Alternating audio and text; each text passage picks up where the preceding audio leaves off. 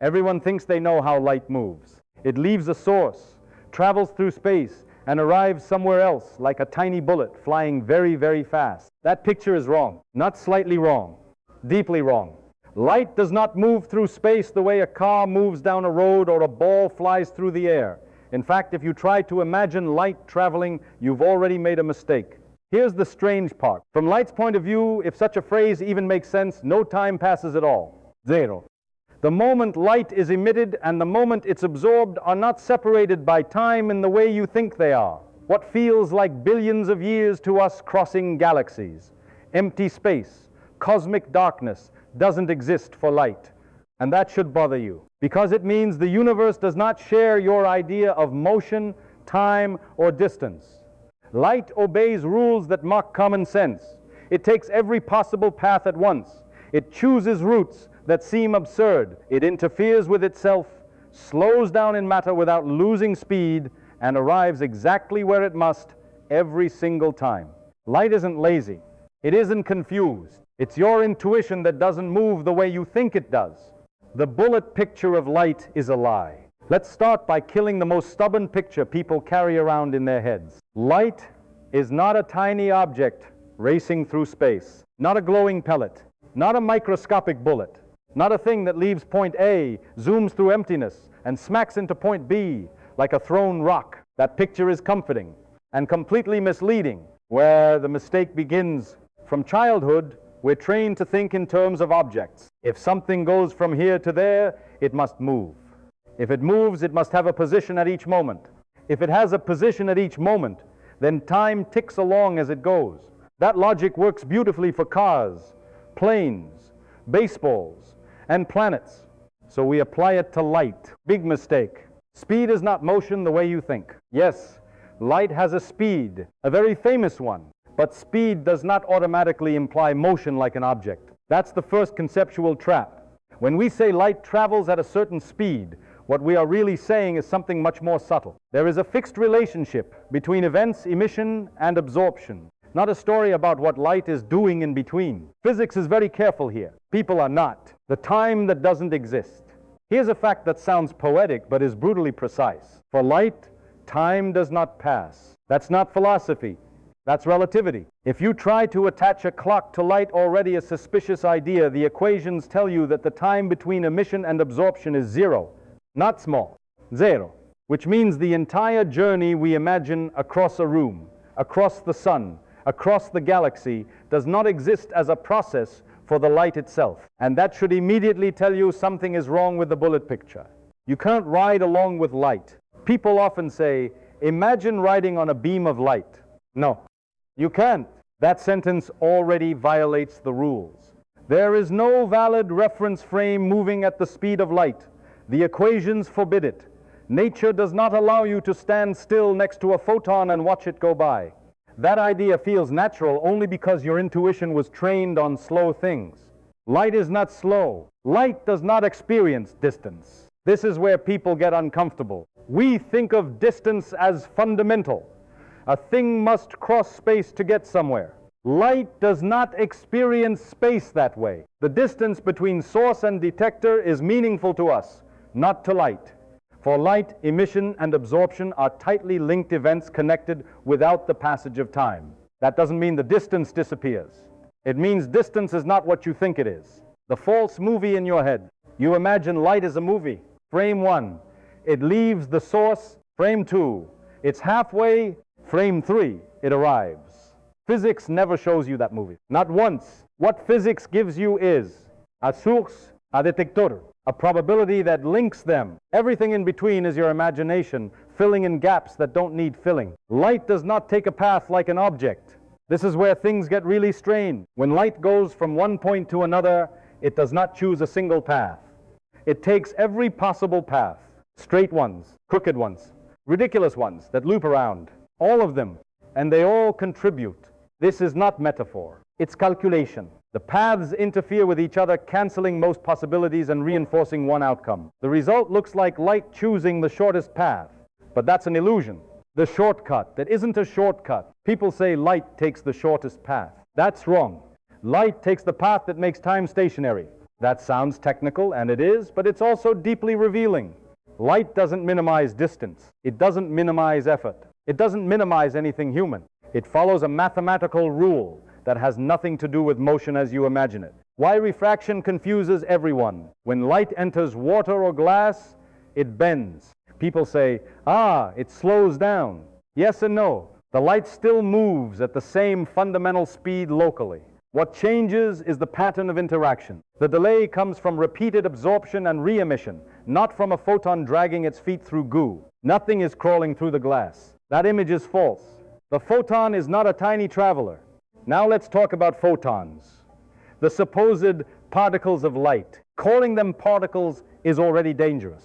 A photon has no rest frame, no internal clock, no size, no trajectory in the classical sense. Trying to imagine it as a little object flying through space is like trying to imagine a point with personality. You're adding features that aren't there. What actually connects source and detector? Here's the cleaner picture, less comforting, more accurate. Light is an interaction between charges governed by precise rule. The source disturbs the electromagnetic field. The detector responds to that disturbance. The mathematics links those two events directly. No tiny traveler required. Why this feels like cheating? Because we want a story. We want something in between. Physics doesn't need it. You want a narrative. Nature wants results. The deepest mistake so far, the deepest mistake, is assuming that reality must resemble the way we perceive it. Our perception is slow, local, and coarse. Light is none of those things. Trying to force light into human intuition is like trying to explain music using smell. Wrong tool. The first big takeaway. Here is the lesson you must swallow early. Light does not move through space the way objects do. It connects events. It obeys symmetry. It follows mathematical constraints. And when you insist on picturing it as a thing flying through emptiness, you replace physics with cartoons. Where this is headed, now that we've dismantled the idea of light as a traveling object, the next questions become unavoidable. Why does light interfere with itself? How can it take all paths without being everywhere? Why does measurement suddenly make it behave like a particle?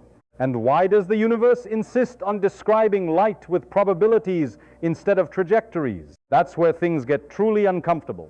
Light takes every path, and that's not poetry.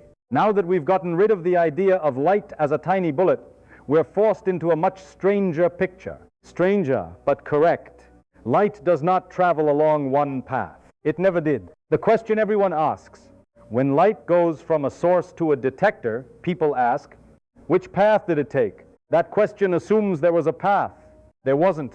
The correct answer is deeply unsatisfying to common sense.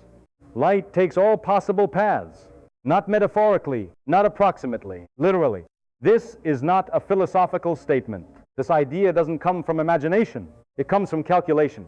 If you add up contributions from every possible path, straight, bent, looping, ridiculous, the mathematics predicts exactly what you observe. If you leave some paths out, the prediction fails. Nature insists on accounting for all of them. Why the straight line wins? If light takes all paths, why does it look like it goes straight? Because most paths cancel out. Each path contributes a little arrow, a complex number with a magnitude and a direction. When you add them up, paths close to the stationary time route reinforce each other. Paths far away cancel out wildly. The straight-looking path survives not because it's chosen, but because it's stable. That's not intention. That's interference. Interference is the whole story. People think interference is a special trick, something that happens only in clever experiments. Wrong. Interference is what light always does, even when you don't notice it.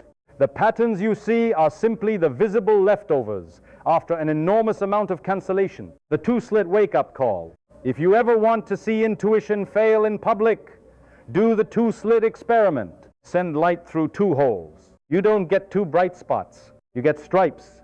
That means light went through both slits. But don't say it split. That suggests two pieces. Light does not divide like bread. The pattern comes from paths interfering, not from objects splitting. One photon is enough to break your brain. Now make it worse. Send photons one at a time. You still get interference. Each photon contributes to a pattern that requires multiple paths. That means each photon behaves as if it took both slits, even though it arrives as a single click. People don't like this. They immediately look for excuses. It must have chosen one slit. If it had, the pattern would disappear. It doesn't. Nature does not allow that escape. The detector that ruins everything. Put a detector at one slit. Now the interference disappears. Why? Because you've destroyed the possibility of adding paths. Not because the photon decided differently, but because the experimental setup no longer allows interference. Change the rules. Get a different outcome. Physics does not negotiate. Stop asking what really happened. This is the trap. You want a story. You want the photon to have secretly chosen something. There is no secret story. There is only sit up, allowed paths, interference, outcome. Anything else is fiction. Light does not explore space like a tourist. People imagine light racing down every path like a scout reporting back. That's not what's happening. Paths are not physical routes being traveled. They are terms in a calculation. Light doesn't try paths. Nature sums possibilities. That's a crucial distinction. Why this still feels like cheating? Because we like cause and effect stories. We want, this happened because that happened. Quantum electrodynamics gives you, this outcome occurred because the sum of all possibilities had this value. That feels cold. It's also precise. The lie of which way questions. Asking which path light took is like asking which imaginary number caused the result. The question has no meaning. Physics answers only questions that can be tested. Which path cannot? When interference disappears, naturally, in everyday life, interference washes out. Not because light stops doing it, but because the environment destroys coherence. Too many interactions, too much noise, too many paths, losing phase relation. The rules still apply. You just can't see them. Why mirrors work without touching light? Reflection looks simple. Light hits a mirror and bounces. That picture is wrong too. Reflection comes from interference between paths interacting with charges in the mirror. No bounce required. No collision story. Just math working quietly. The second big takeaway. Here it is. Light does not choose a path. Paths choose the outcome. And they do it without consulting your intuition. Why this matters more than you think. Because once you accept this for light, you're forced to accept it for everything else. Electrons, atoms, molecules. The classical world emerges not because nature becomes simple, but because interference hides complexity. Where this is headed next. Now we've seen that light is not a bullet, does not move like an object, does not take a single path. The next question is unavoidable. Why does light sometimes behave like a particle at all? Why does it arrive in clicks? Why does measurement suddenly force a single outcome? And why can't you catch light halfway? That's where things get sharp. Why light only pretends to be a particle when you look. This is where light really starts to insult your intuition. You've accepted that it doesn't move like a bullet. You've accepted that it takes all paths. You've accepted interference. And now light does something unforgivable. It arrives in chunks, clicks, discrete events. The click that ruins everything. Every detector tells the same story. You don't see a smear. You don't see half an arrival. You don't see a gradual buildup at one point. You see a click, one atom excited, one grain of film darkened, one detector fired. That click feels like proof. Aha, a particle. Slow down. The photon is not a traveling object. Here's the trap. Because the result is localized, you assume the process was localized too. That assumption is false. The photon is not a tiny thing that traveled and then hit the detector. The photon is the event. Before the click, there is no photon sitting somewhere in space waiting to finish the trip. There is only a probability structure linking source and detector. Why you can't catch light halfway? People ask, where was the photon before it hit? That's like asking where the thunder was before the lightning strike. The question assumes an object existed in between. It didn't. The photon is not a thing with a history in space. It's a transaction, a beginning and an end connected by rules. Localization happens at measurement. Localization is not a property of light. It's a property of interactions. When light interacts strongly enough with matter, a definite outcome occurs. That outcome is local. The process that led to it is not. Why energy comes in chunks? Light doesn't arrive gradually because matter can't absorb energy gradually. Atoms have allowed transitions. Either the transition happens or it doesn't. That discreteness belongs to the interaction, not to a little pellet flying through space. The fatal picture of the photon. People draw photons as dots. That's a mistake. A photon does not have a position, a shape, a surface, a rest frame. Trying to imagine it as a miniature object is adding features that don't exist. The photon is not in space the way objects are. It's part of a field interaction. Why light can be weak and still act discrete? You can lower the intensity until photons arrive one by one. Each one produces a full click. That does not mean a tiny particle traveled intact through space. It means the interaction threshold was crossed. Below threshold, nothing. Above threshold, event. No partial photons required. Why the field picture is cleaner. Light is best understood as an electromagnetic field obeying quantum rules. The field exists everywhere. The interactions are discrete. That combination is what confuses people. They want the discreteness to belong to the thing, not the interaction. Nature disagrees. Why light is neither wave nor particle. This is not compromise. It's refusal. Light is not half wave, half particle. Those words belong to classical categories. Light belongs to neither. It behaves according to rules that sometimes look wave-like and sometimes look particle-like, but only at the level of outcomes. The process itself is neither. The measurement myth. People say measurement forces light to choose. That language sneaks intention into physics. Measurement doesn't force anything. It defines the question. Change the question, change the outcome. That's not free will. That's experimental setup. Why this makes people uncomfortable? Because it removes the middle story. There is no hidden journey, no tiny traveler, no secret path, just preparation, probability, and result. Humans love stories. Physics does not supply them. The third big takeaway. Here it is. Light is not a thing that exists between emission and absorption. It is a rule that connects those events. The particle is not traveling. The event is occurring. Why this isn't just semantics? Because the moment you imagine a photon as an object in transit, you ask the wrong questions. Where was it? What path did it take?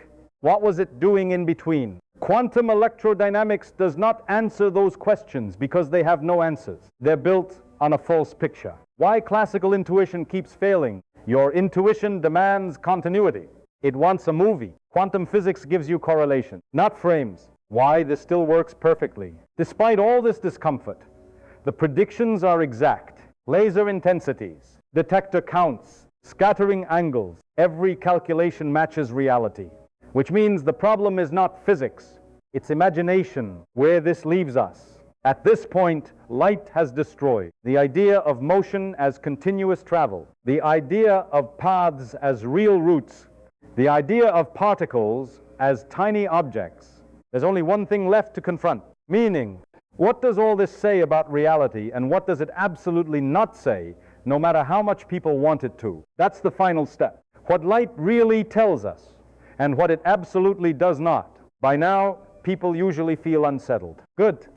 Light should unsettle you because it quietly destroys some of your most trusted ideas without ever raising its voice. And that's exactly why it gets abused. The temptation to turn light into philosophy. Whenever physics becomes unintuitive, people decorate it. They say things like, light exists everywhere at once. Light creates reality. Observation changes the universe. Consciousness collapses the wave. None of that comes from experiments. It comes from discomfort. What light does not care about, light does not care. Whether you understand it, whether you observe it consciously, whether you find it mysterious, whether you attach meaning to it, light followed the same rules long before humans existed. Stars burn, atoms form, galaxies evolve. No audience required. Observation is not awareness. This mistake refuses to die. In physics, observation means interaction. A detector absorbs energy. An atom changes state. A molecule rearranges. That's it. Light does not wait for a human mind to notice it before behaving. The universe is not shy. Why people want light to be special? Because light feels fundamental. It's fast. It's everywhere. It connects distant events. So people mistake importance for intention. But physics does not assign intention. It assigns rules. The real meaning of nothing travels faster than light. People think this means light is racing through space and nothing can catch it. That's not the deep part. The deep part is this. Light defines the structure of space-time itself. It's not a runner in the race. It's the rule book. Trying to imagine light as moving through space-time is already the wrong category. Why this breaks everyday thinking? Your brain evolved to track slow, solid things. Light is neither slow nor solid. So your intuition demands stories that don't exist. And when physics refuses to supply them, people invent metaphors and mistake them for truth. The cost of those metaphors. Metaphors feel harmless. They aren't. They train you to ask questions physics cannot answer and to ignore the ones it does. You start asking, where was the photon really? What path did it secretly take? What was happening in between? Those questions sound deep. They're empty. What light actually teaches you? Light teaches you restraint. It teaches you not every how has a picture. Not every process has a story. Not every phenomenon exists the way objects do. Light connects events without needing to be something in between. That's not mystical. It's precise. Why this is not a failure of understanding. People think if they can't imagine something, understanding has failed. That's backwards. Understanding is knowing what questions are meaningful, what predictions are correct, where intuition must be abandoned. Quantum electrodynamics understands light perfectly without ever pretending it's a little traveler. The more carefully we study light, the less it resembles motion. And yet everything works. Lasers fire. Fiber optics carry information. The universe holds together. Reality does not need your intuition to function. The lesson beneath the lesson. Light is not trying to teach you physics. It's teaching you humility. It shows you that the universe does not arrange itself to be easily imagined by creatures like us. And that's not cruel. It's honest. Why this is enough. People ask, but what is light really? That question assumes there must be a thing behind the rules. There doesn't have to be. Physics tells you how light behaves, and it does so with astonishing accuracy. That's the entire job. Here it is without poetry, without mystery, without comfort. Light does not move the way you think it does. Because space, time, and motion are not built the way you think they are. Once you accept that, light stops being confusing. Not because it becomes familiar, but because you stop demanding it be. Light isn't strange. Your expectations are, and the moment you stop asking light to behave like an object, you finally see it for what it has always been. Not a traveler, not a thing, not a story, but a rule followed perfectly by a universe that never asked to be imagined.